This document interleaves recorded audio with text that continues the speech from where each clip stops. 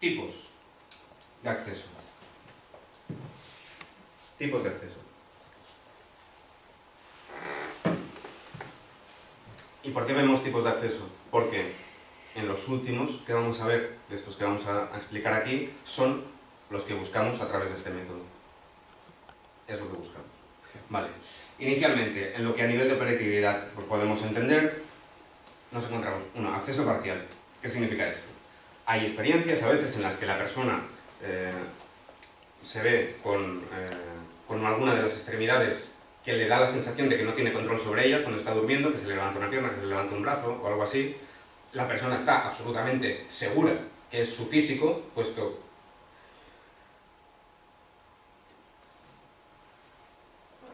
vale.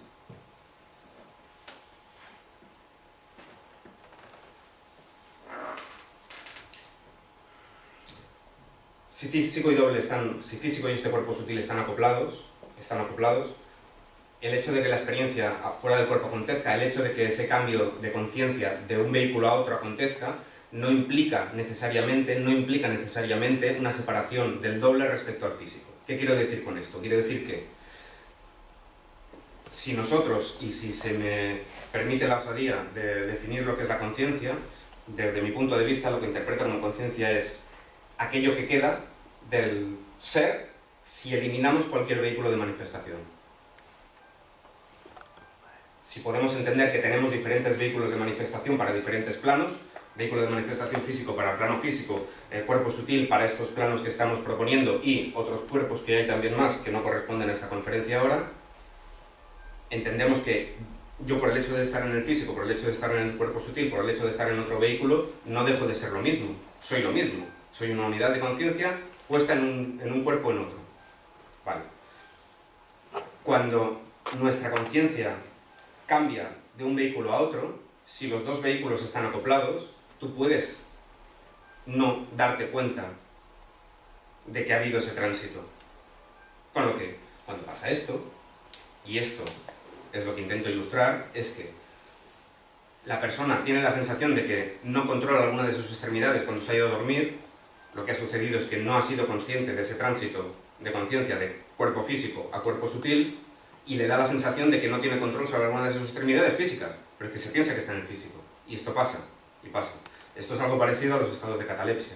Los estados de catalepsia no es otra cosa que el tránsito de conciencia del físico al doble, sin embargo no hay una emergencia del doble respecto al físico, la persona se piensa que está en el físico y no puede moverse, le da la sensación de que no respira, le da la sensación de que no puede hablar, le da la sensación de que no puede moverse, porque se está intentando dar la orden desde los mismos sitios desde donde se da la orden de movimiento, habla y respiración del cuerpo físico, que es el cerebro, desde otro vehículo, que no tiene cerebro. Con lo que ninguna de las órdenes que des va a funcionar. Cuando pasa eso, la persona ya está en la experiencia fuera del cuerpo sin que esté fuera del cuerpo. Ya está en esa experiencia. Si se intenta dar la orden de movimiento, de respiración, de comunicación desde los mismos sitios que se da desde el físico, eso no funciona de ninguna de las maneras. De ninguna de las maneras. En correspondencia, lo que entendemos como cerebro del físico, en su correspondencia con este cuerpo sutil, está en tiempo inferior. Y los que... Aquí hay algunos alumnos que si alguno quiere levantar la mano para que se sepa que esto es así, pues fantástico, y si no, no pasa nada. Tenemos el anonimato, por supuestísimo. Los que están aquí saben que es así. O sea, desde donde se habla, desde donde se dan las órdenes de comunicación, desde donde se dan las órdenes de movimiento, y si no las das desde ahí, aquello no funciona, es desde aquí. Por lo que, en un estado de catalepsia, si tú das la orden de movimiento desde aquí, y tenemos la energía suficiente para que aquello pase, entonces sí. Entonces te levantas, pero te levantas con el doble, no te levantas con el físico. Y hago una pequeña aportación en este sentido. Si alguien en algún momento, si conocéis a alguien en algún momento que entra en estos estados de catalepsia, es tan sencillo como focalizar la atención en la punta del dedo meñique de la mano derecha para salir de ese estado. Y sales. Dime. Bueno, no, quería contarte que a mí me pasó hace como un par de meses, así. Y no sabía qué era. Y cuando lo tienes, o sea, es... Bueno, puedes entrar en pánico absoluto. Sí. No puedes moverte, no puedes respirar, No. no puedes hablar, no puedes gritar, te da la sensación de... Y te crees que estás en el físico. Claro, O sea, no me ¿te crees podía que te- mover, no podía hablar, podía hacer como sonido, pero no de cuerdas vocales. Exactamente. Eso es lo que se oye cuando alguien intenta hablar desde el doble con la garganta. El doble no tiene garganta, no tiene cuerdas vocales, no tiene pulmones para impulsar aire, no tiene nada. Cuando tú intentas hablar desde la garganta en una experiencia fuera del cuerpo, lo que haces es... ¿Perdón? Sí, hablas desde aquí. En el momento que hablas desde aquí, todo sale. Si pasan estos estados, si la gente entra en estado de catalepsia, el problema es que las personas tienden a mover todo el cuerpo a la vez, hablar a la vez. Uno, el hecho de mover la punta del dedo meñique de la mano derecha es porque existe un vínculo, un nexo de unión entre este vínculo sutil y el cuerpo físico en esta parte de aquí, con lo que si tú desde ahí das la orden de mover esto, no solamente estás focalizando toda la atención en una parte pequeña del cuerpo, sino que además esto es un nexo de unión entre los dos vehículos, con lo que si mueves esto sales del estado de catalepsia. Y sales. Lo digo, pues conocéis a alguien, esta información le puede ser muy útil porque la gente lo pasa mal. Vale. Acceso parcial. Vale. Siguiente.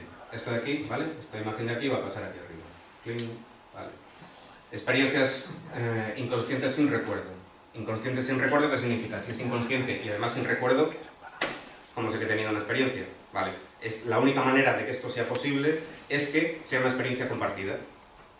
Cuando es una experiencia compartida y hay trasvase de información que no se conocía previamente y esas dos personas después comparten esa experiencia y ahí se ve, se puede decir que una de las dos ha tenido una experiencia inconsciente sin recuerdo. Esto hace poco, no hace mucho, en uno de los cursos sucedió y además fue muy bonito. Porque dos personas, dos alumnas que no se conocían de nada, accedieron a la experiencia, compartieron información, y además era una información muy concreta de unos elementos que tenía una de ellas de pequeña, a los cuales le tenía mucho cariño y eran muy descriptivos, muy gráficos, muy concretos y muy personales. Cuando finalizó la experiencia, a la mañana siguiente, la que había recibido la información, esta noche, y la otra, pues no, siempre que me has dicho que tal, cual, tal, claro, y la otra, ostras, y volcó toda la información que le había dado, pero no se acordaba. Esto nos sirve para ilustrar que la persona que no se acordaba ha tenido una experiencia fuera del cuerpo inconsciente sin recuerdo, porque ni era consciente ni se acuerda. Sin embargo, es contrastable que esto ha sido así porque ha habido un intercambio de información contrastable. Vale, esto de aquí pasa aquí. Vale. Inconsciente con recuerdo. Este es el gran grupo de experiencias que normalmente se pueden escuchar en relatos, en literatura, el gran grueso de experiencias es este tipo de experiencias, en las cuales la gente describe normalmente que se desplaza volando o a través del cosmos o tal. No intento en absoluto quitarle importancia a este tipo de experiencias y me parece fenomenal. Solo que no nos aportan más que la constatación de que, ok, de acuerdo, hay espacios alternativos en los cuales la persona puede experimentarse, pero no nos aportan nada más. Porque esto viene a ser... Es decir, cuando se dan este tipo de experiencias, la persona es consciente de que ha tenido esa experiencia en el momento que regresa al cuerpo. No actúa de forma deliberada mientras la experiencia está conduciendo. Con lo que, ¿de qué me sirve? Vale, para constatar que somos más de lo que aparentemente el físico nos puede mostrar. Pero a nivel de información, poco más. Y esto de aquí, pasa aquí. Clean. Y aquí entramos ya en materia. Esto ya es lo que buscamos. Desde este método que presentamos. Empezamos con las conscientes sin control. Pues qué guay. Sin control, pues, ¿y para qué me sirve esto? No. ¿Para qué me sirve esto? Para hacer un símil no es así, no es así, no es así. Imaginémonos que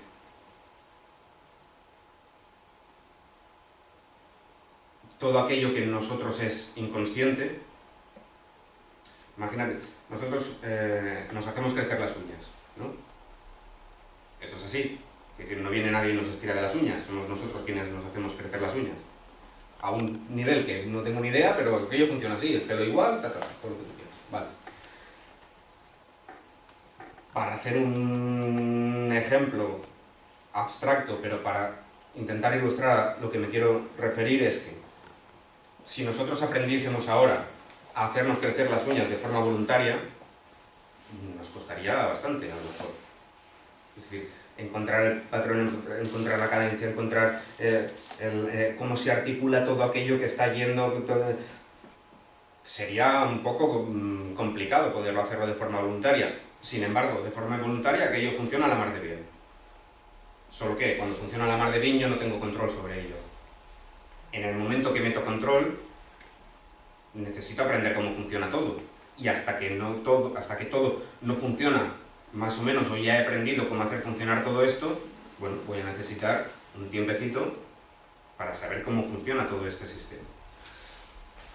Esto sucede que en las primeras experiencias conscientes y con control, que es lo que buscamos desde aquí, conscientes y con control, conscientes y con control,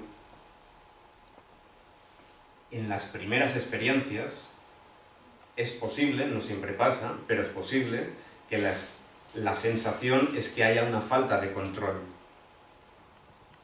Es que haya una falta de control.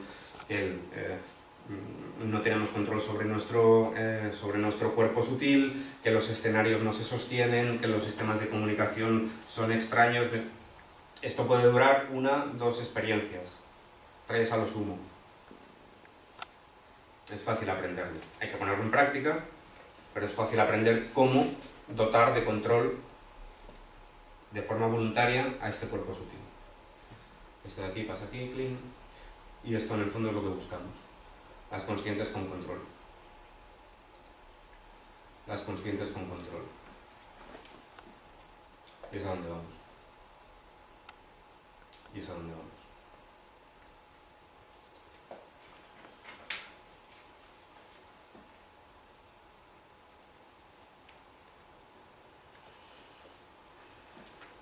Vale.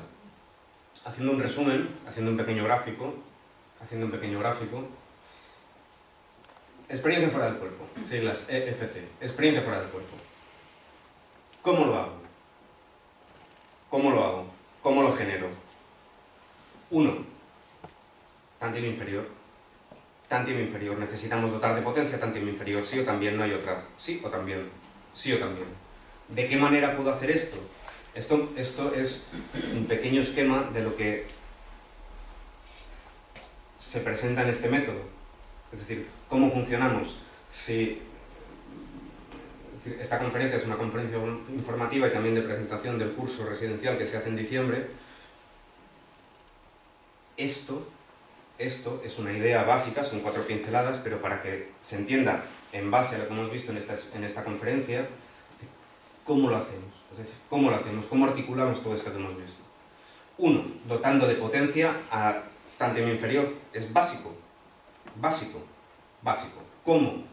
A través de las técnicas de modulación consciente de energía, le explico.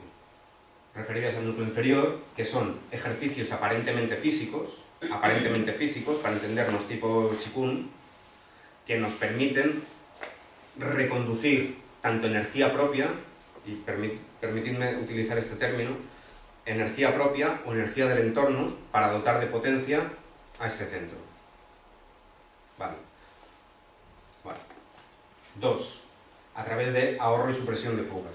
¿Qué significa ahorro y supresión de fugas? Significa que si decíamos al principio de la conferencia, o un ratito tras iniciarla, que puesto que el núcleo posterior estaba fijo porque le decíamos que atendiese solamente a plano físico, eso significaba que desde el núcleo superior no se daba ninguna orden, con lo que no reclamaba energía al núcleo inferior y eso hacía que se cerrasen las compuertas.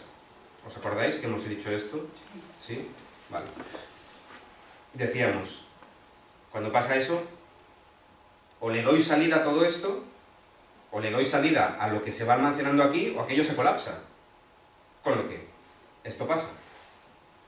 Esto pasa. Puesto que no estamos utilizando esto que tenemos aquí, o hemos tenido en lo que debería haberse utilizado, que es la entrada consciente a estos planos donde yo también soy ahí, esto de aquí, mis recursos que deberían ser utilizados en el acceso a este tipo de experiencias o a este tipo de planos, mis recursos los tengo que verter hacia otro lado. Y busco cualquier excusa, entre comillas, para poderle dar salida a esto. Es lo que entendemos como fugas energéticas. Puede ser a nivel físico, emocional, mental. Si aprendo a detectar cuáles son y aprendo los mecanismos para erradicarlas, entiendo que si por un lado estoy dotando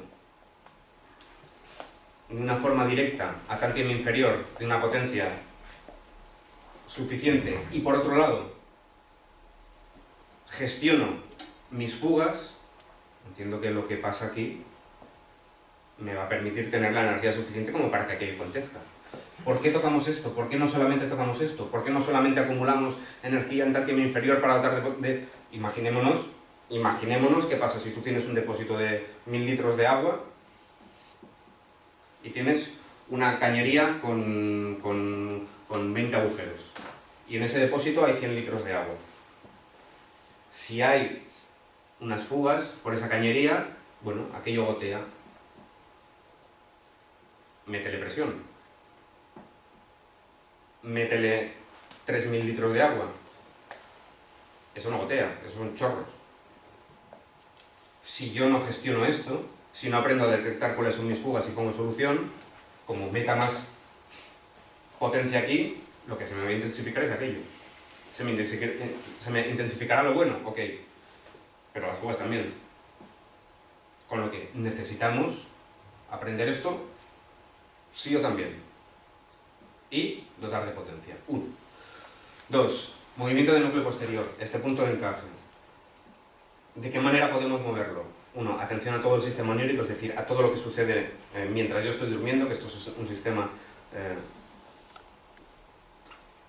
bastante complejo, pero es uno de los factores que intervienen para darle movilidad a este punto de encaje. 2. A través de la percepción, porque decíamos, en el momento que yo estoy percibiendo algo que no corresponde a este plano físico, esto significa que este núcleo posterior me está captando unos filamentos que no corresponden a la información de este plano físico. Con lo que si yo fuerzo eso, si busco deliberadamente percibir a otros niveles, estoy obligando al núcleo posterior a punto de encaje a moverse. Si yo lo obligo a moverse, ¿he dicho lo obligo a moverse? Si lo obligo a moverse, lo que estoy haciendo es soltarlo. Y si lo suelto, permito que haya movimiento. Y si hay movimiento, pasa lo que pasa. Y a través de las técnicas de modulación consciente de energía referidas al núcleo posterior, que son maniobras específicas para dotar de movimiento a este centro. Vale. Y por otro lado, las técnicas en concreto. Es decir, la técnica en sí, lo que yo genero de forma voluntaria para que la experiencia acontezca. La maniobra, lo que hago cuando me meto en la cama para generar la experiencia. ¿Y eso de qué depende? Que sea efectiva, ¿de qué depende? 1. De las técnicas de modulación consciente de energía referidas al núcleo superior, es decir, qué maniobras hago yo para que esto sea efectivo, y poder sostener la técnica. Aprender a cómo poder sostener mi atención sobre esta técnica que se aprende, porque si yo aplico la técnica y después dejo de prestar atención a ella, aquello se pierde. Todo esto me genera la posibilidad de acceder a la experiencia fuera del cuerpo, bajo la premisa de que desde aquí hemos tenido que hacer un trabajo previo, que obviamente se hace en los cursos, es lo primero que hacemos, de aprender a generar un estado emocional tal que me asegure una entrada a planos armónicos.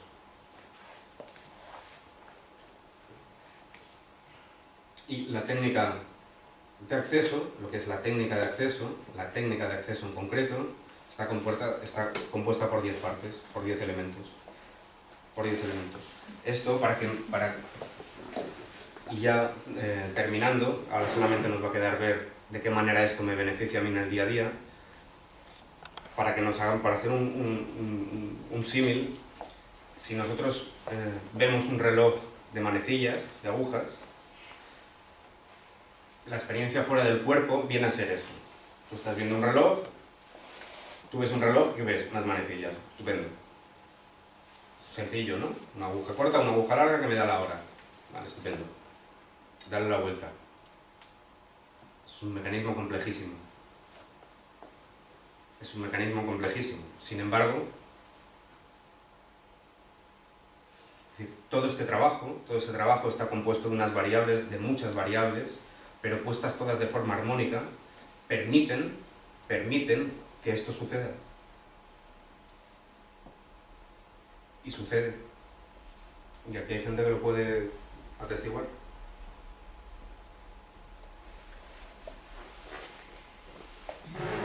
Sucede.